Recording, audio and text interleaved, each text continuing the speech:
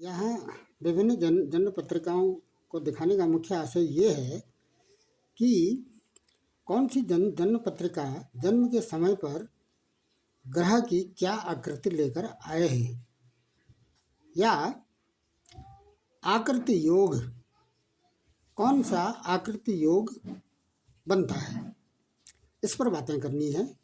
इसीलिए ये विभिन्न प्रकार की जन्म पत्रिकाएं यहाँ पर दिखाई गई है। पहली जो जन्म पत्रिका है, ये इस जन्म पत्रिका में ये दिग्बली सूर्य है। दिग्बली सूर्य जब होते हैं तो सरकार का संकेत देते हैं, सरकार गवर्नमेंट का। दूसरी जन्म पत्रिका को यदि देखें तो इसमें गदा योग बनता है। गदा योग का मतलब है सेकंड हाउस में चंद्रमा हो और वह शुभ ग्रहों से दृष्ट हो, और लग्न और फोर्थ हाउस और सेवंथ हाउस में ग्रह हों। वैसे तो पूर्ण गदा योग नहीं है, सभी ग्रह यही होने चाहिए, लेकिन 2 ग्रह हैं यहाँ पर, लग्न में भी हैं, फोर्थ हाउस में भी हैं। तो इससे धन और रत्न की प्राप्ति इस जातक को मिलेगी। और यहाँ पर मालव्य योग है। मालव्य योग का मतलब होता है कि जब शुक्र अपनी राशि में हो, केंद्र में हो, और यहाँ पर केंद्रम योग भी है।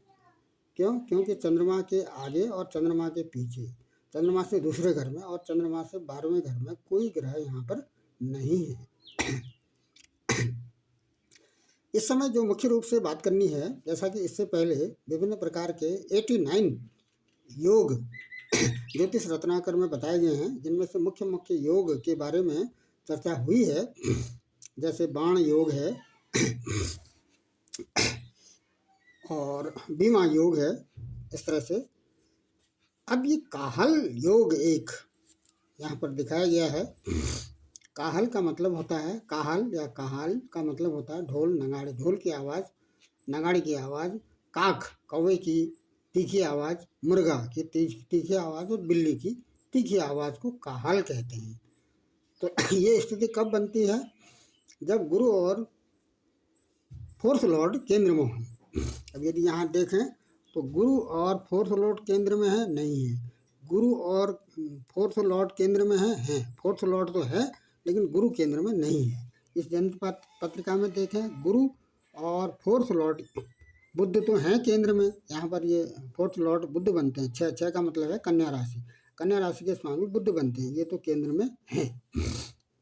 इस जन्म पत्रिका में देखें तो गुरु तो हैं केंद्र में, गुरु केंद्र में हैं, और जो शनि है वो केंद्र में नहीं है। ये दोनों केंद्र में होने चाहिए, और लग्न भी बली होना चाहिए।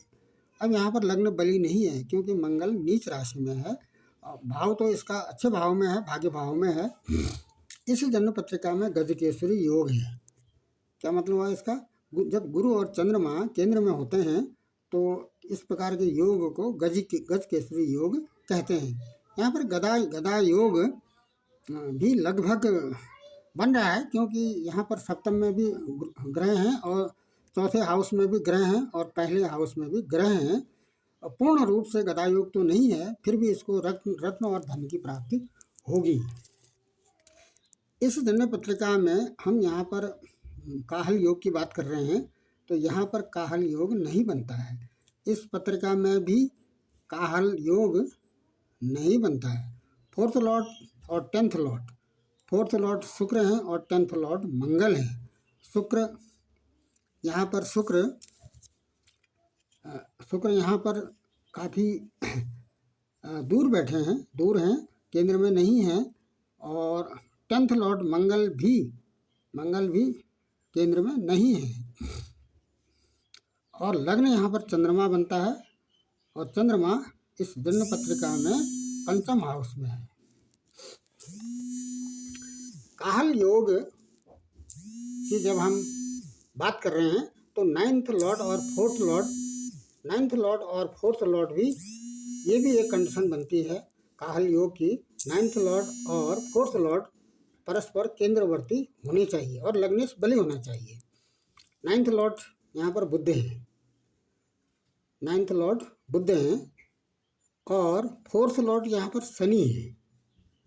नाइन्थ लॉर्ड बुध हैं और फोर्थ लॉर्ड यहाँ पर क्या है, शनि है। नाइन्थ लॉर्ड और फोर्थ लॉर्ड परस्पर केंद्र में होनी चाहिए, तो ये दोनों केंद्र में हैं, दोनों केंद्र में हैं।